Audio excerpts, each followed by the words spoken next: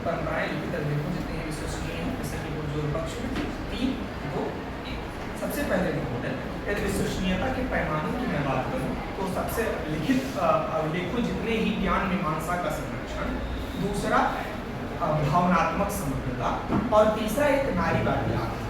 इन 3 आधारों पर अगर लिखित अभिलेखों जितने ही मौखिक परंपराएं भी सटीक उतर रही हैं तो यह विश्वसनीयता की पात्रता रखते हैं।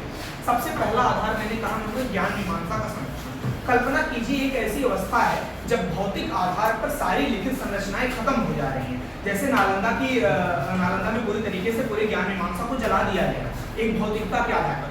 उस जगह पर महोदय क्या होता है, तब व्यक्ति के पास, स्कॉलर्स के पास विश्वसनीयता का आधार क्या बचता है कि स्मृतियों और जड़ स्मृतियों के बीच में क्या चीज व्याप्त है, उससे एक नया लिखित अभिलेख लिखा जाए जिसे लोग माने। यानी उसके बैकग्राउंड में क्या चीज काम कर रही है महोदय, वह मौखिक परंपरा है।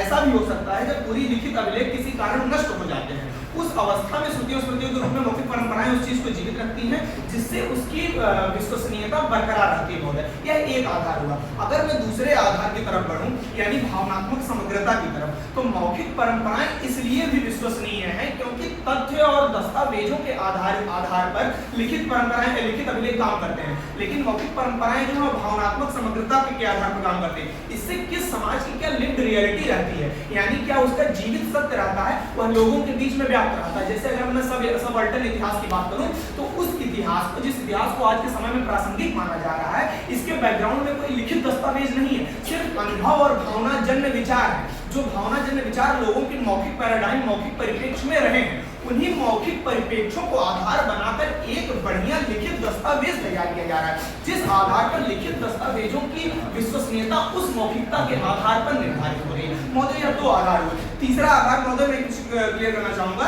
कि यह विश्वसनीयता मौखिक परंपराओं की विश्वसनीयता इसलिए भी है क्योंकि इनका टोटल मैनिपुलेशन नहीं किया जा सकता। क्यों नहीं किया जा सकता महोदय? क्योंकि यह एकमात्र ऐसी परंपरा है, मौखिक परंपरा, जो जनरेशनल ट्रांसफर पर विश्वास रखती है। यानी जनरेशन टू जनरेशन किसी व्यक्ति विशेष, किसी वर्ग विशेष या किसी समुदाय विशेष में यह ट्रांसफर और फ्लो होती रहती है। जबकि लिखित अभिलेखों का कोई एक मालिकाना हक रखने वाला नहीं है, लेकिन मौखिक परंपरा को मानने वाला एक वर्ग भी है, एक समुदाय भी है, जिससे वह अपने प्योर वर्जन में हमेशा रहती है और उनका कोर आइडिया मानने के लिए लोग हमेशा उपस्थित रहते हैं। लेकिन लिखित अभिलेख आज कोई लिखा जा रहा है, कल उसको मानने न मानने वाले लोग रहेंगे कि न रहेंगे, उसकी प्रासंगिकता रहेगी कि न रहेगी, इसका कोई सॉलिड प्रूफ नहीं है। उसके बाद महोदय अगर मैं एक नारीवादी आधार का भी बात कर लूं, जो बहुत अच्छे से क्लियर नहीं हो पाया समझ में, उसको मैं क्लियर करते हुए कहना चाहूंगा कि लिखित इतिहास प्रायः पुरुष प्रधान रहा है, जिनमें महिलाओं के अनुभव, व्यक्तिगत यातनाएं और सामूहिक हीन भावना पूरी तरीके से चित्रित नहीं हो पाई है 10 सेकंड पर, जिसे कलमबद्ध नहीं किया जा सकता है। और उन्होंने अपने जीवन संघर्ष को एक्सप्लेन नहीं किया,